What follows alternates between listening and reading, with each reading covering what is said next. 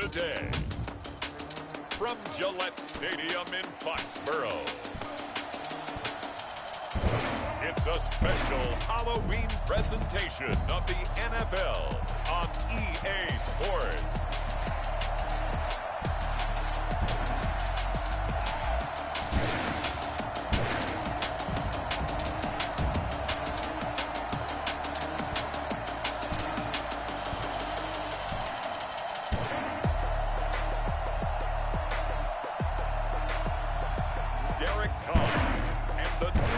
Patriots taking on Justin Herbert and the Atlanta Falcons. From a venue that's been sold out since it opened back in 2002, there's a look at the home of the Patriots, Gillette Stadium in Foxborough, Mass. The scene a few moments ago, here it is. It's unlike any other in sport as both teams made their way out of the tunnel. These folks are fired up as their guys are ready to do battle between the Atlanta Falcons and the New England Patriots.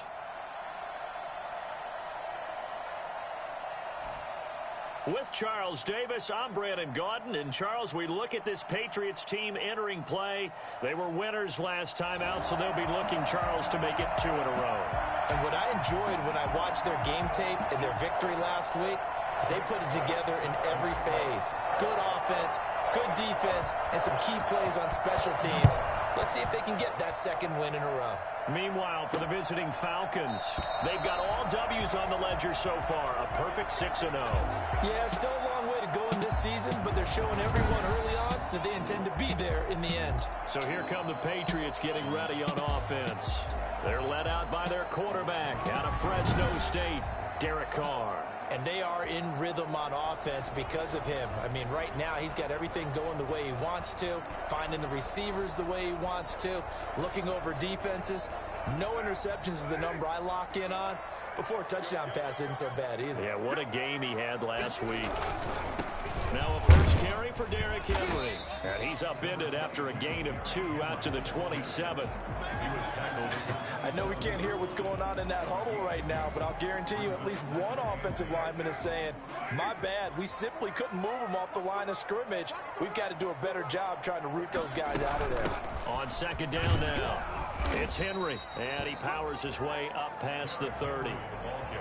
When you find that kind of yardage, you couldn't be more confident as a ball carrier. And guess what? You're going to go back and tell your offensive coordinator, I'd like to keep carrying it, thank you.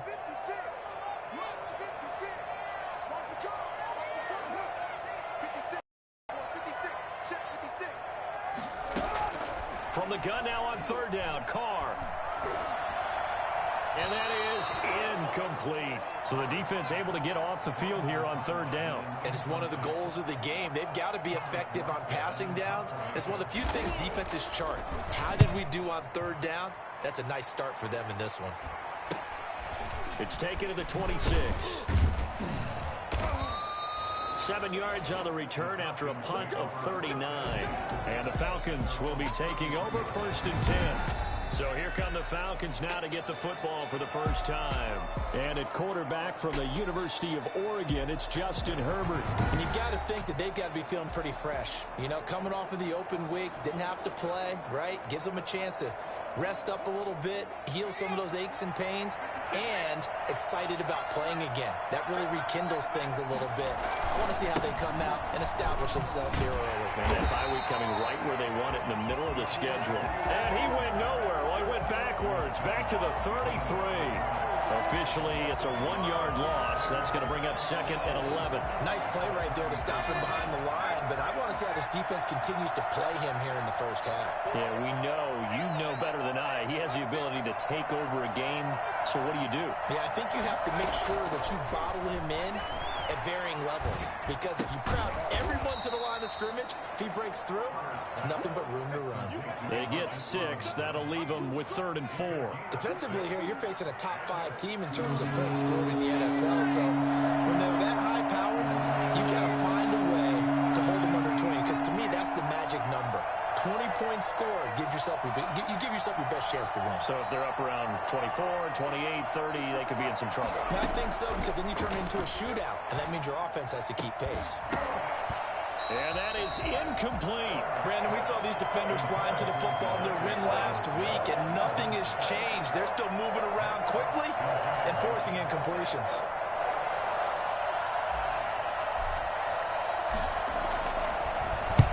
On is the punter Hawk as he gets this one away. Yeah, he was looking for the checkup bounce, didn't get it. That scoots all the way into the end zone now for a touchback. So back onto the field come the Pats for their second drive. And the first drive, 3 and out. Second possession, see if they can get a little momentum. And oftentimes that first drive is just a feeling out process. You have some plays that you've got called and you want to see how the defense reacts. It may not go terrific on the first one. Now they're ready to go. They've kind of got to look at them, got a sense. Let's see if they open things up a little bit. See if they open things up. Let's see what the defense does here, too, after a good stop. He'll lose a yard there, and it's 2nd and 11. This defense is a difficult one to prepare for, one of the best in the league. They'll come at you from all angles, and they did a nice job there stopping him for a loss. On second down, here's Henry. Got some room at the 30, and he takes us beyond the 35 before going out of bounds.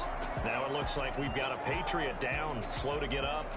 We'll get a report when we return to Foxborough. A solid run by Derrick Henry, and here's another 1st and 10. And to give this time to the tailback. And the hole closes quickly there. He gets maybe a couple up to the 38. Certainly a nice job there by the defense rallying to the football and getting him on the ground, but I think the play gets made by the defensive front because if they can't get upfield, their job is to go ahead and get low, almost get into a ball sometimes, stack things up, and make it difficult for the runner to find a hole. And that is incomplete. A lot of force bearing down on him there. He could not hang on. It's 3rd down. And 8 yards to go. From the gun, it's Carr. And he'll be taken down, but not before he gets into enemy territory. Now, after the completion, we're going to get a timeout, an injured player. We'll get a report when we return to Foxborough. From Falcon territory now, here's 1st and 10 at the 47. Shotgun now for Carr.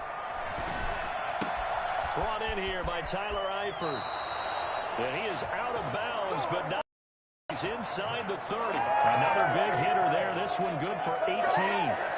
When you get a big tight end like this, sometimes it takes more than one man to bring him down.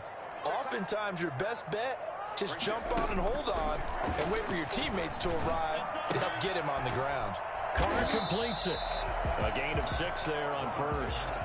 Complete to LaVisca Chenault. A 6-yard pickup brings up 2nd and 4 at the 23-yard line. 6 yards was the pickup on the last completion, so here's 2nd and 4.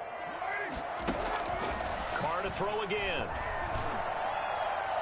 Toward the right sideline, but it's incomplete. And incomplete. He was covered by Jeff Gladney.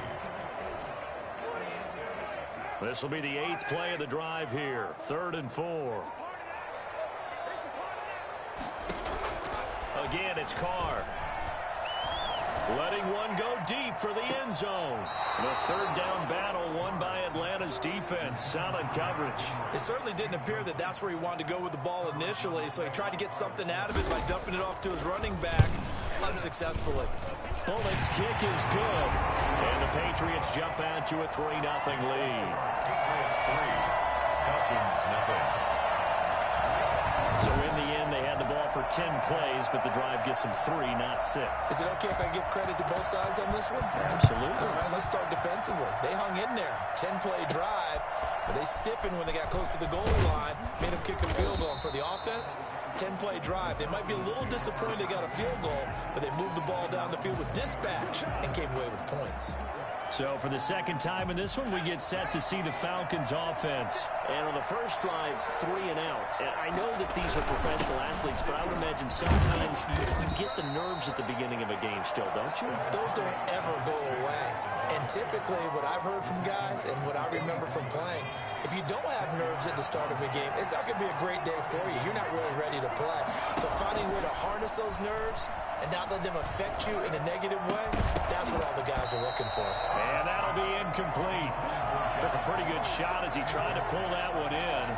Couldn't hang on, third down. Back to throw here, Herbert. He's got his tight end, Burton. And he's going to have a Falcons first down as they're able to get the third down conversion. That third down conversion good for 23.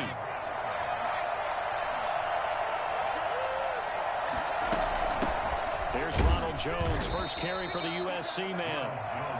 And Justin Coleman brings him down. Yeah, things were pretty stacked up there in the middle of the line. A lot of bodies, not much space. I think ultimately he was fortunate to get anything out of that run.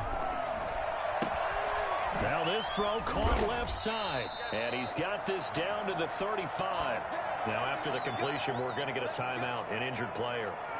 We'll get a report when we return to Foxborough. So into Pat's territory now. Here's 1st and 10 at the 35-yard line. They run it with Jacobs. And they'll get him down after a pickup of 8, 2nd and 2. That's a really nice job by them picking up the run blitz and detecting it and blocking it and turning it into a nice run. And a lot of times you think if you blitz a running play, you're going to smother it. But a lot of the blitzers, they come in a little bit high. They don't have great leverage, and they're easily blocked and turned to the side.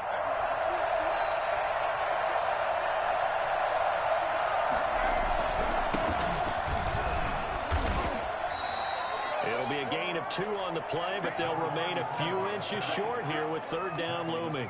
And the big fella stuffed that one up in a big way.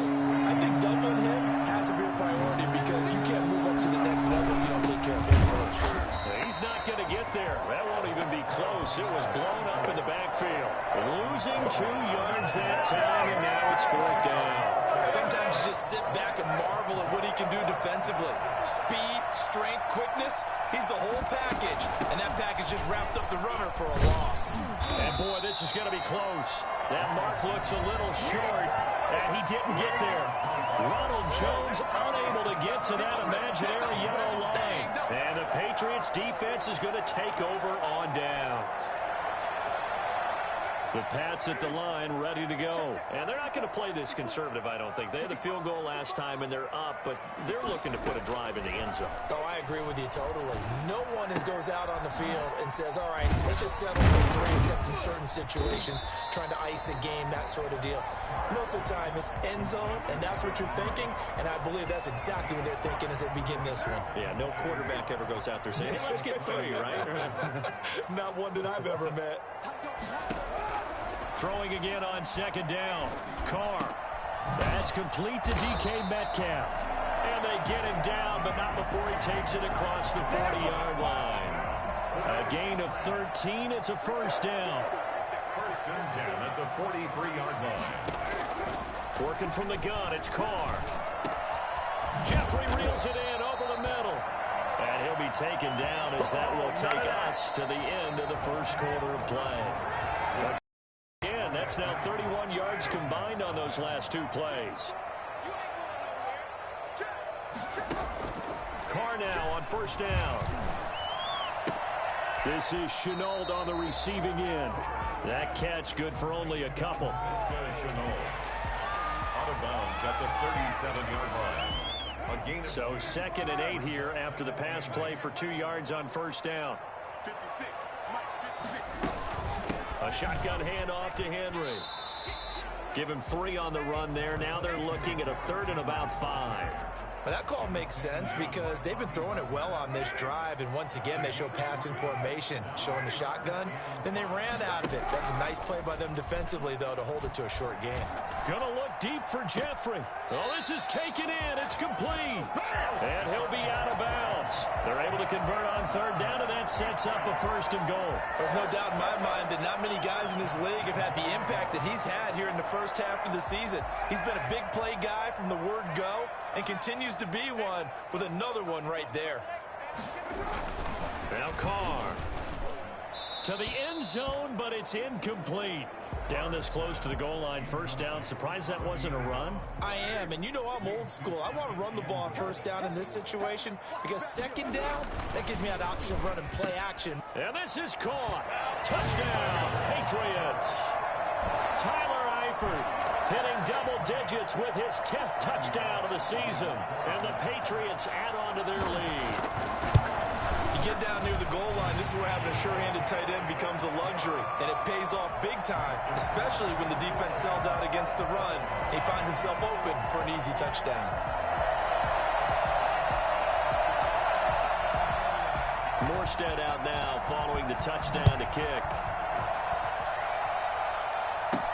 That'll be taken about a yard deep. That ends up not being a good one. Cost him about 5 yards as he's tackled at the 20. About set to begin their next drive. The Falcons offense at the line. And last time out, went for it on 4th down. Turned it over. Gave them great field position. Turned into 6 points. So they've got to recover here, Charles. It's amazing what one decision can do in the chain of events, right? The decision to go for it on 4th down. Caused all of that. It caused every bit of it, but it showed confidence. Hey, I've got confidence in you guys. Go pick it up for them. Didn't happen. In trouble here, and down he goes. Back at the 8-yard line. Trent Murphy able to record his 5th sack of the season. Now Charles dealing with a 3rd and long. They'll have to try to go back to the air again, and this time avoid the sack. Certainly hard to try to establish momentum when all you're doing is going backwards, not protecting the passer, and he gets dumped on his backside. After the sack, they'll come up now 3rd and long. Yeah, I wouldn't be surprised to see them run out right at the 35. A real letdown defensively. That was 3rd and a bundle, but they allow the conversion. This offense finding its legs now. Here's another 1st and 10.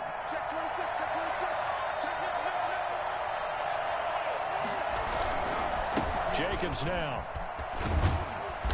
And hard running's going to get him over the 40 to the 42. 8 yards on the pickup, and now they'll have some options on 2nd and short. It's a gain of 8.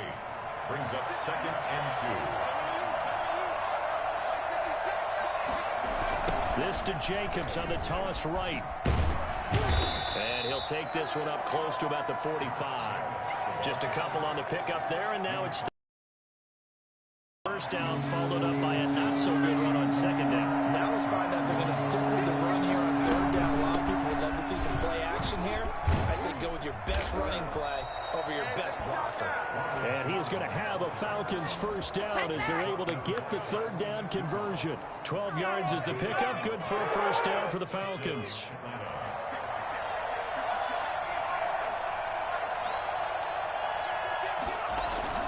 They'll try the air now with Herbert. Under a heavy rush, and down he goes. Just not much a quarterback can do there, CD. The pressure was in his face almost instantaneously. Led to a very quick sack. Here's Herbert now on 2nd down. Gonna let one fly for Robinson. Into a double team, and it's intercepted.